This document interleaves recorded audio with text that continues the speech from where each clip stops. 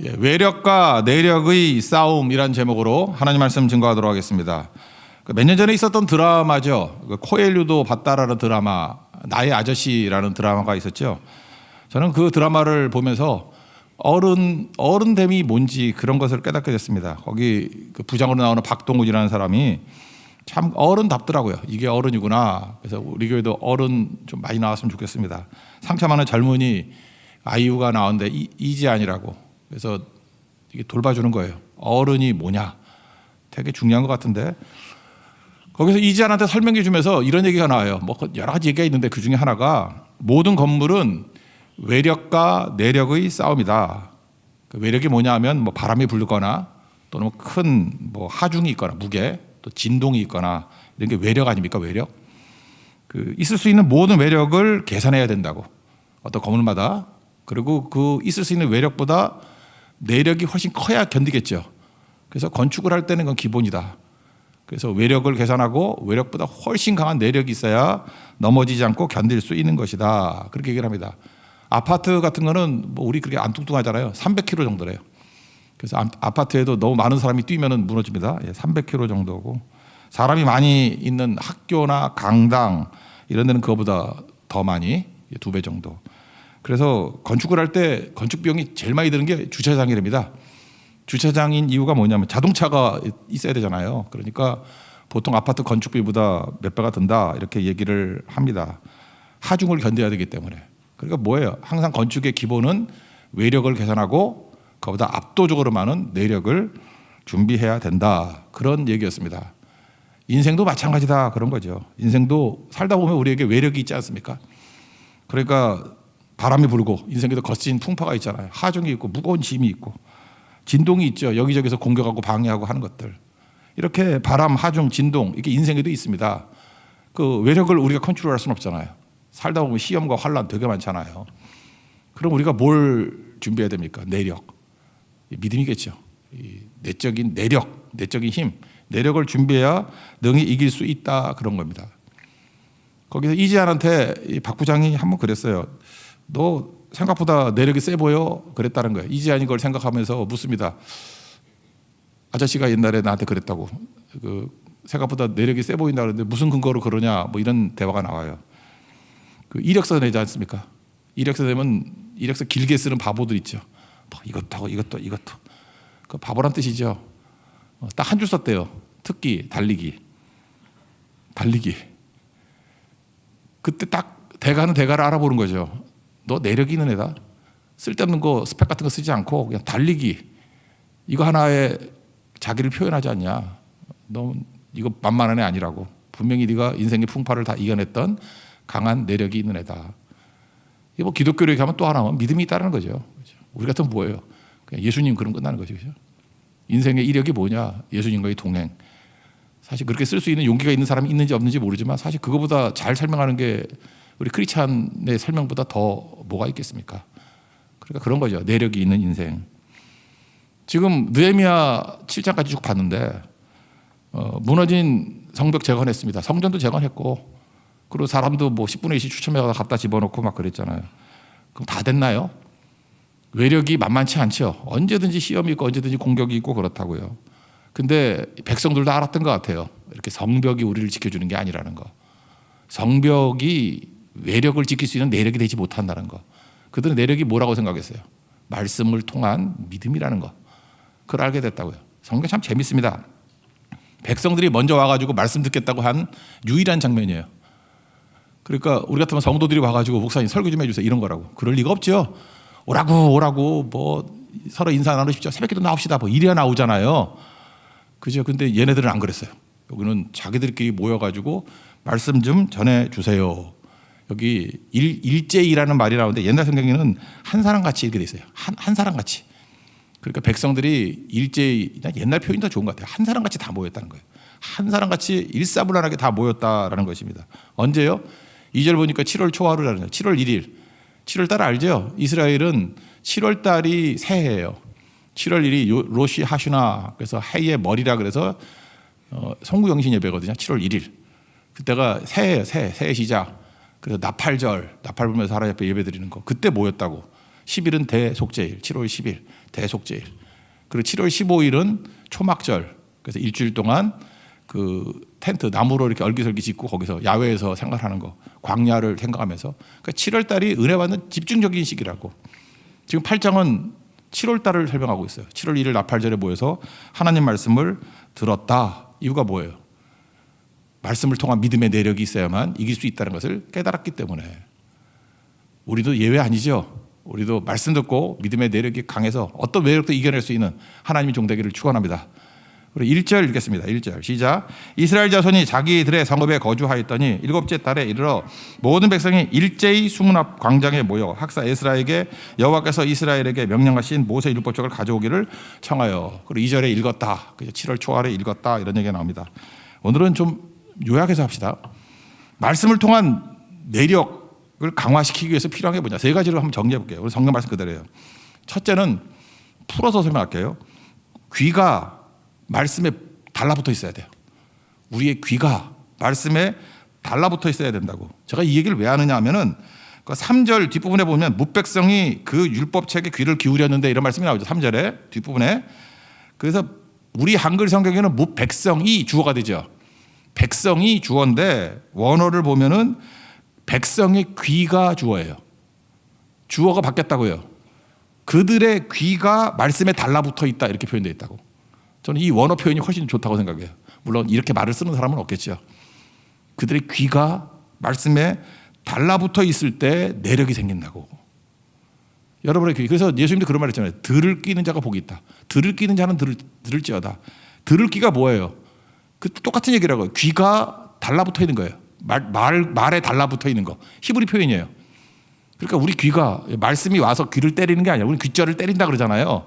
우리가 막 귀가 찾아가 이렇게. 우리도 한번 그려보세요. 막 떠들고 있으면 거의 입에다가 귀를 막 갖다 집어넣으라고. 귀가 네 말에 달라붙었다 그런 뜻이라고요. 어떤 말을 잘 듣기 위해서 필요한 게 뭐죠? 관심이 있어야 되고 사랑이 있어야 되죠. 제가 실제로 경험했던 것 중에 하나인데 서울 시내 거리를 걸었어요. 뭐 청계천이었던 것 같아요. 꽤 된 얘기인데 걸었는데 저는 자동차 소음밖에 안 들리더라고. 근데 그분이 생물학자셨거든요. 이렇게 뭐 대학에서 이렇게 가르치시는 분인데 뭐 연구를 열심히 했던 것 같아요. 가더니 그래요. 귀뚜라미 소리가 들린대. 네, 속으로 했어요. 뭔 개소리. 그러더래. 아 여기서 무슨 귀뚜라미 소리가 들려. 근데 그분은 귀뚜라미 연구를 되게 많이 했는가 봐요. 청계천 그 지나가면서 도심에서 귀뚜라미 소리를 들어요. 왜 그렇죠? 저는 관심이 없고 그분은 관심이 있어요. 저는 귀뚜라미에 대해서 사랑이 없고 그분은 사랑이 있어. 들리더라고. 똑같은 얘기도 마찬가지죠. 이렇게 군중이 있습니다. 많은 사람이 웅성웅성하면은 우리는 뭐 누구 소리 잘 못 듣죠. 근데 어떤 사랑에 빠진 여학생이라고 합시다. 그 오빠 왔대. 어떤 그런 예지적인 능력이 있죠. 옛날 같은 소머즈인데 소머즈 이렇게 소리 듣는 거예요. 머리 있는 거 어떻게 듣죠? 사랑과 관심이 있으면 그 오빠 소리가 들려요. 저는 목사기 때문에 그 오빠 소리가 안 들려. 그 오빠가 나한테는 아무 의미가 없어. 근데 그 여학생한테는 그 오빠가 의미가 있는 거예요. 사랑과 관심이 있으니까 들리죠. 그걸 뭐라고 히브리 표현에 하면 그 여학생의 귀가 그 오빠의 말에 달라붙어 있다. 그런 표현이라고요. 그러니까 이스라엘 백성들이 지금 살아날 수 있는 이 내력이 강화됐던 이유가 뭐예요? 그들의 귀가 오로지 하나님에 대한 관심과 하나님에 대한 사랑이 있었기 때문에 하나님 말씀에 귀가 달라붙어 있었다고요. 그때 내력이 제일 강하다고요. 그래서 여러분들 듣기는 들어도 듣지 못하며 이건 저주예요. 그죠? 들려질 때 들을 수 있는 귀, 그게 들을 귀거든요. 그리고 그때부터 내력이 강해져요. 여러분 언제부터 강하고 담대한 성도가 될 수 있느냐? 말씀이 들릴 때예요. 그 제가 눈에 얘기했잖아요. 말씀이 들리는 곳으로 가라고. 들려야 된다고. 말씀 들리는 복보다 큰 것은 없다. 뭐 그런 얘기라는 것입니다. 그죠? 얼마나 좋아하는지 여기 새벽이라고 표현되는데 정확한 표현은 그거더라고요. 일출, 해 뜰 때부터 정오까지. 그러니까 뭐 새벽도 언제부터냐면 해가 뜨기 시작할 때부터. 그러니까 모일 수 있는 때 옛날에 형광등 이렇게 없었으니까. 그러니까 뭐 적어도 6시간 이상 말씀을 들었죠. 정오 때까지. 말씀을 들었다. 3절 읽겠습니다. 시작. 수문학 광장에서 새벽부터 정오까지 남자나 여자나 알아들을 만한 모든 사람 앞에서 읽음에 뭇백성이 그 율법책에 귀를 기울였는데, 그러니까 여기서 그들의 귀가, 이게 주어라 그랬죠. 귀가 말씀에 붙어 있다.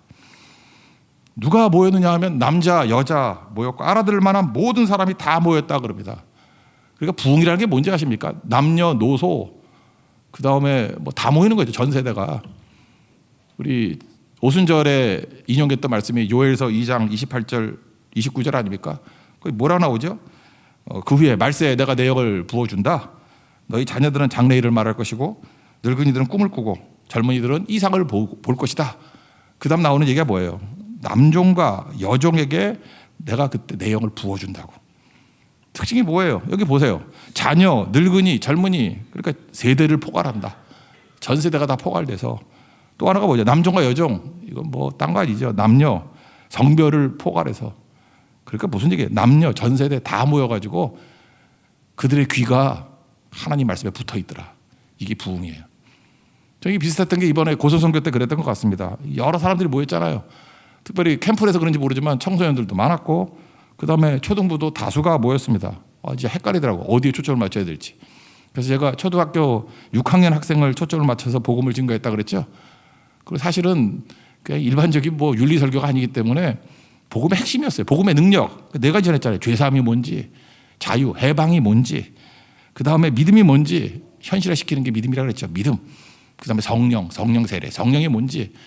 하여튼 기독교 핵심 진리에 대해서 부활 빼놓고 다 증거했거든요. 좀 며칠 더 있었으면 부활까지 갈 건데 네 가지 이렇게 핵심 진리를 증거했습니다. 저는 약간 좀 우려도 했어요. 이거 아이들이 알아듣지 못하면 어떡하나. 저도 초등부 전도사로 시작했던 사역이었는데 너무 오랜만에 하니까 이거 애들이 들을까? 그래서 의구심을 가졌는데 한 엄마가 저를 보자 그러더라고요. 그러더니만 종이 한 장을 전해주는 거예요. 그래서 이게 뭔가 그랬더니 자기 자녀인 것 같아요. 자녀인 것 같아요. 초등부 어린이가 설교 노트한 거예요. 설교를 이렇게 노트한 거. 근데 참 초등학교 애가 걔 인물 되겠더라고. 그림을 그려가지고 이렇게 이해를 하더라고요. 제가 저는 설교를 했는데 걔는 그림을 그렸어. 그림이라고 하면 도표를 그려서 이렇게 파악을 했는데 제가 깜짝 놀랐어요. 완벽하게 이해한 거예요. 우리 어른 깡통보다 훨씬 완벽하게 이해했어. 완벽하게. 이 정도면 뭐 이게 시험 공부한다 그러면 이거 보고 하면 이제 잊어버릴 리가 없어. 제가 볼 때 그 도표를 그 아이가 머릿속에 이렇게 새겨놨다 그러면 평생 잊지 않을 것 같더라고. 너무 요약을 잘한 거야. 내가 그게 기대하고 있어요. 나중에 그 인물 될 것 같아. 보통 애가 아니야. 뭐든지 그림 이미지로 기억하는 애들이 오래 가는 애들이거든. 그거 글자 외우는 애들은 오래 못 가요. 근데 뭐든지 이렇게 판에 박듯이 사진 찍듯이 이렇게 박아놓는데 걔는 그 도표를 그려가지고 머리에 딱 박아놨더라고. 그래서 내가 느꼈던 게 잘 됐구나. 그래서 참 자녀분 대단하십니다. 그랬더니 평범한 아이래. 그래서 엄마도 대단해. 말씀이 임하니까 애가 총명해져요. 그러더라고. 되는 집안이에요. 안 되는 집안은 성교 안 데려가고 맨날 학원이나 보려고. 그러니까 안 되지. 이게 되는 거죠. 그죠? 그런 일이 벌어지더라는 것입니다. 저도 이제 궁금해가지고 몇 번 물어봤어요. 초등부 학생들한테 말씀이 이해되니 이렇게 물어야 되는데 저도 심장이 약해가지고 애들한테 그렇게 못 묻겠더라고. 말씀 재밌었니? 이렇게 물었어요. 그랬더니 한 애가 저한테 그래요. 정색을 합니다. 목사님, 하나님 말씀인데 재미라뇨. 딱 그러더라고요. 하나님 말씀인데 재미라뇨. 걔가 그랬어요. 우리는 성령 체험했어요. 떨림이 있어요. 그래. 떨림. 초등학생이 떨림이라는 표현을 쓰라고. 떨림. 뭐가 떠는지. 추웠나? 안 추웠잖아요. 그때. 떨림이 있었대. 그러니까 초등학생도 똑같은 거죠. 어제입니다. 오늘이 30일이니까 29일. 어제 초등부 선생님 한 분이 저한테 영상을 하나 보냈어요. 목사님, 초등부 예배 가운데 성령이 임재하셨습니다. 뭐 그런 거더라고. 그래서 뭔가 봤더니 뭐 예배 드릴 때 찬양할 때 설명이 이거예요. 이게 무덤덤하게 하는 찬양일 수 없지 않습니까? 들어보라고 한번. 이게 기계적인 찬양이라고 말할 수 없지 않습니까? 이건 분명히 은혜에 체험한 거고 하나님의 어린이들 만나 주실 때 나오는 찬양이라고. 그래서 제가 잘라가지고 한 1분짜리만 제가 요약해서 들려요. 한번 들어보세요. 소리만 들어보세요.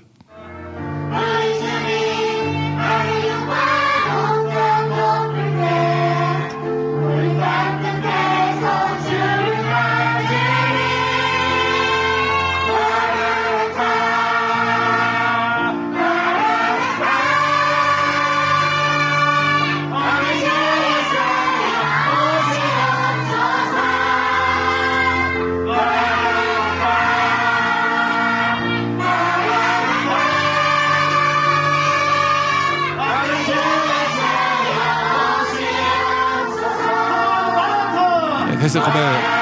고발하세요. 김상진 집사님 나오니까 더 하면 안 되겠어. 예. 예. 갑자기 은혜가 사라졌어. 예. 거기까지. 예. 예. 하여튼 이런 일이 여기 보세요. 이게 기계적으로 찬양하는 거 아니잖아요. 그죠? 하나님에 대한 간증과 고백이 있는 찬양이죠. 지금 수문학 광장에서 이런 일이 벌어지게 되었다는 것입니다. 그들의 귀가 하나님 말씀에 붙어 있더라. 그때 내력이 생기기 시작한다는 것입니다. 이런 은혜의 역사가 우리 교회 날마다 넘쳐나는 축복이 임하기를 기원합니다. 두 번째로 내력이 강화되는 건 뭐냐 하면 우리 몸이에요. 몸도 헌신이라 그랬잖아요. 몸이 경배하는 거예요. 몸이 경배하다. 이때 내력이 생긴다는 것입니다. 책을 펴서 율법책을 읽으니까 여기 보니까 몇 가지 모션이 나와요. 일어섰다라고 하는 게 나와요. 제가 이전 교회에 있을 때는 말씀 읽을 때 다 일어섰어. 그때 이게 지금 8장의 내용 때문에 그래요. 하나님 말씀 읽을 때 다 일어섰다고. 우리도 한번 할까 그렇게? 모르겠어요. 아직 마음의 결정을 못했어. 다 일어섰어요. 우리는 그거 말고도 일어설 일이 너무 많아가지고 일어섰다고. 말씀 읽을 때 일어섰다고요. 그 다음에 손을 높이 들었어요. 이건 하죠. 손을 높이 들고 말씀 증거 될 때마다 아멘 아멘 하고, 세 번째로 몸을 굽혀서 얼굴을 땅에 댔습니다. 이렇게 엎드려가지고 얼굴을 땅바닥에 댔다고. 그러니까 다양한 몸의 행동을 한 거죠. 이유가 뭐예요? 하나님에 대한 존경과 존중의 표현이에요.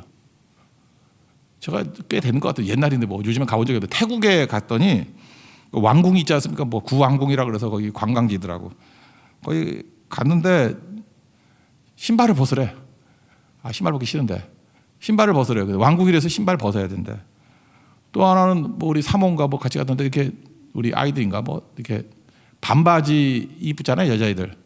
그거 치마 입어야 된대. 그래서 뭐 한 1,000원인가 돈 주고 뭐 사가지고 이렇게 허리띠 두르고 가고 그랬어요. 그런데 아무도 불만 가진 사람이 없어. 이유가 뭐냐?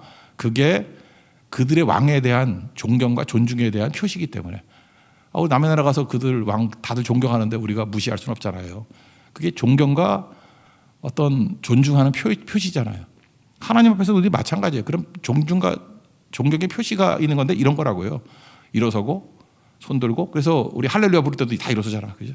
일어서고 손 들고 엎드려서 땅에 얼굴을 대고.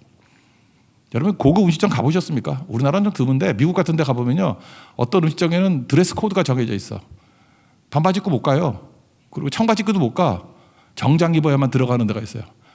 정장 입고 가가지고 그 밥을 먹으려니까 참 그렇더라고. 근데 드레스 코드가 정해져 있어요. 이유가 뭐냐면 거기는 존경과 존중이 있다는 거예요.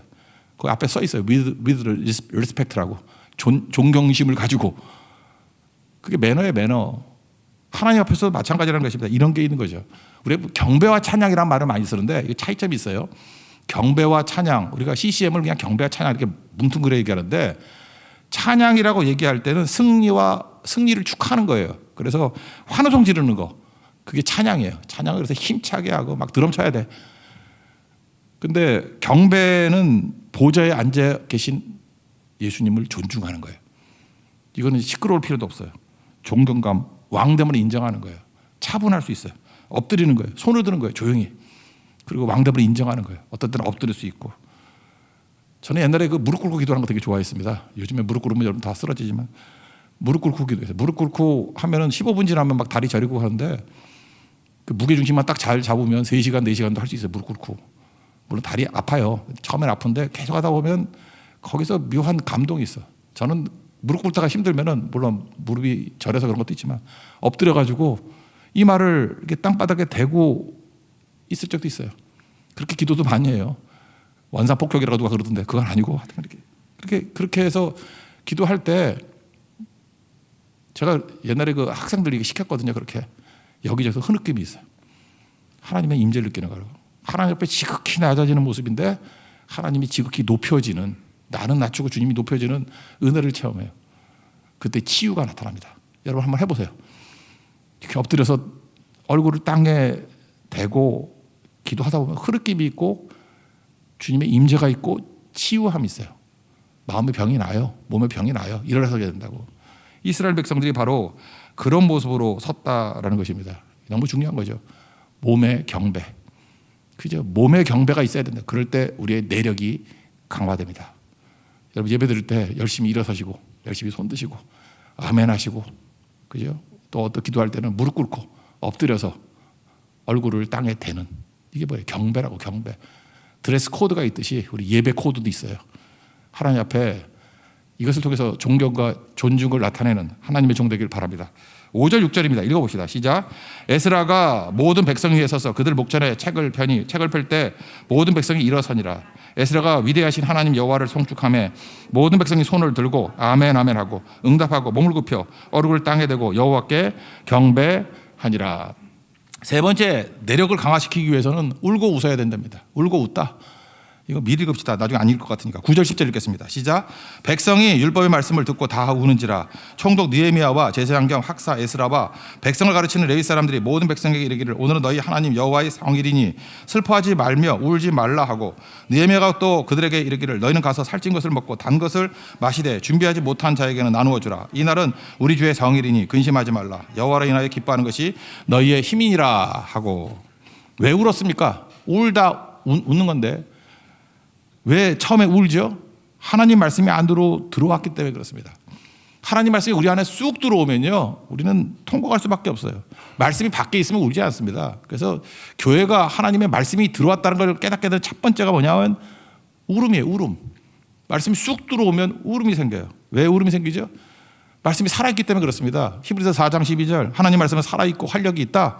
좌우의 날선 어떤 것보다도 예리하다. 좌우의 날선검. 그래서 혼과 영과 관절과 골수를 찔러 쪼개기까지 하고 우리 마음의 생각과 뜻을 판단한다고. 그게 하나님 말씀입니다. 그게 우리 속에 쑥 들어오면 보여주죠. 어저께도 벨릭스 앞에서 따로 불러가지고 바울이 설교할 때 뭘 설교했어요? 의와 절제와 심판. 이게 요한복음 6장 18절에 나온다고 그랬잖아요. 순서 바뀌었다고. 죄에 대하여, 의에 대하여, 심판에 대하여 너희를 책망한다고. 성령께서 우리에게 알려주시는 거예요. 말씀이 쑥 들어오면 말씀이 성령께서 그 말씀을 칼로 사용하셔가지고 우리를 이렇게 보여주게 만든다고. 뭘 보여줘요? 죄를 보여줘요. 죄. 죄가 어떤 게 죄예요? 요한복음 16장에 나오잖아요. 믿지 않는 게 죄라고. 우리 불신들이 막 드러나게 돼 있다고. 그래서 그 믿지 않는 죄에 대해서 이게 막 너무 내가 안 믿어가지고 이루지 못했던 것들, 그런 더러움들, 그게 막 보이는 거예요. 내가 믿음이 없습니다. 믿음은 것을 불쌍히 여기서 도와주소서. 이렇게 나온다고. 의가 뭐예요? 내가 뭐 하는 게 의인지 알아. 그래서 맨날 자기의. 내 거 자랑하고 그랬다고. 근데 십자가의 의밖에 자랑할 게 없죠. 그죠? 아버지께로 가기 때문에 십자가다. 십자가. 심판이 뭐예요? 이게 선악과죠. 맨날 내가 판단해. 내가 선악 내가 판단한다고. 내가 하나님 되는 거 아니에요. 선악과가 그거 아니에요. 내가 하나님 된다는 거 아니에요. 심판은 누구에게 있어요? 하나님께 있어요. 그래서 심판 하나님께 있다고 생각하는 사람은 함부로 정죄하지 않습니다. 잘못된 사람이 있으면 중보기도가 뭐라 그러세요? 대신 회개해 주는 거. 대신 회개하고 심판을 하나님께 맡기죠. 내가 누가 옳으니 그러니 그런 얘기 안 한다. 그런 거예요. 그래서 말씀이 우리 속에 쑥 들어오면 어떤 일이 벌어지냐. 내력이 강화돼서 울기 시작해요. 그 회개예요. 에스라가 뭐라 그러죠? 느헤미야 에스라가 야 그만 울어. 성일이다. 여호와의 성일이다. 즐거워하라. 기뻐하라. 그런 얘기를 하죠. 여기서 이런 표현이 나오죠. 여호와를 기뻐하는 것이 너희의 힘이다. 그죠? 힘이다 그럴 때 너희의 힘이다 할 때 이 표현이 히브리어는 피난처예요. 여호와를 기뻐하는 것이 피난처다. 이 동의어예요. 힘이다, 피난처다. 그러니까 피난처가 뭐죠? 나의 피난처 예수 조금 더 찬양해 있잖아요. 보호가 되고 안전이 되고 안식이 있는 거죠. 피난처. 그죠? 하이딩 플레이스. 이렇게 숨을 수 있잖아요. 하이딩. 숨을 수 있고 안전하고 안식이 되고. 여러분 그 소이름은 다 일문일답이 뭔지 아시죠? 사람이 제일 되는 목적이 뭐냐? 하나님 영화롭게 하는 거. 하나님을 영화롭게 하면 우리도 영화로워져요. 내가 영화로워지는 방법도 하나예요. 하나님 영화롭게 하는 거예요. 또 하나 뭐예요? 그를 영원토록 즐거워하는 거. 그를 영원토록 즐거워하는 것. 이게 뭐예요? 여호와를 영원토록 즐거워하는 게 우리의 피난처가 된다고. 여러분 즐거워하는 게 피난처예요. 기뻐하는 게 피난처라고. 이게 너의 힘이다 그런 거죠. 그때 하나님 형상이 회복된다는 것입니다. 이거 뭐 하박국서 3장 보면 제일 잘 나오잖아요. 17절 이하에 보면 어떤 외적인 공격이 있어요. 막 공격이 있는데 이거 이겨낼 수 있는 최고가 뭐냐? 성벽, 뭐 강하고 담대한 뭐 이런 거 표현하기 이전에 내 마음에서 하나님에 향한 기쁨이 있다 그러면 다 이겨요. 기쁜데 뭐 어쩌겠다는 거야. 무화과나무가 뭐 열매가 없고 이파리가 없고 포도나무 열매가 없고 감람나무에 소출이 없고 뭐 밭에 먹을 것도 없고 뭐 우리의 양도 없고 외양간에 소도 없고 뭐 다 없고예요. 근데 난 여호와로 말미암아 즐거워하며 9월에 하나님으로 말미암아 기뻐하리로다. 이 시험이 돼야 안 돼요. 안 되지. 없고 그래. 근데 나는 그분과 함께 있으면 기뻐. 그러면 어떤 외력도 이겨낼 수 있는 내력이 되는 거죠. 이해가 되십니까? 그래서 하나님을 기뻐하는 게 우리 최고의 내력이라는 거예요. 내력. 이건 내가 하고 싶어 하는 게 아니잖아요. 기뻐지는 걸 어떻게. 하나님 모시고 기뻐하는 거. 이게 성경이 말하는 최고의 내력이라는 거예요. 성벽으로 시작했죠. 뭐 토목공사가 뭐 하나님의 뜻이겠어요. 이후에 뭐예요? 마음에 가장 강한 하나님의 말씀이라는 성벽이 세워졌는데 클라이막스는 뭐냐? 기뻐함이에요. 그래서 맨날 징징대고 뭐 힘들다 그러고 이런 것들은 믿음이 없기 때문에 그런 거라고요. 여호와를 기뻐하는 하나님의 거룩한 종 되길 바랍니다. 그래서 웃고 다니면 매력도 있고요. 거기서 사람이 편안함을 느껴. 피난처. 그래서 사람들이 깃든다고 이렇게 와서 쉬려고 그러고. 그게 교회입니다. 그래서 교회는 여호와를 기뻐하는 힘이 있는 곳이에요. 그래서 교회는 피난처가 되는 것이고, 교회는 그래서 내력을 길러주는 것이고, 어떤 외풍도 이겨낼 수 있는 강한 곳이 될 수 있다는 것입니다. 그런 은혜를 누리는 하나님의 거룩한 종 되기를 축원합니다. 자리에 생각하겠습니다. 말씀을 통한 우리 내력을 강화시키자. 그런 기도합시다. 주 말씀 내 삶 비칠 때 찬양하겠습니다.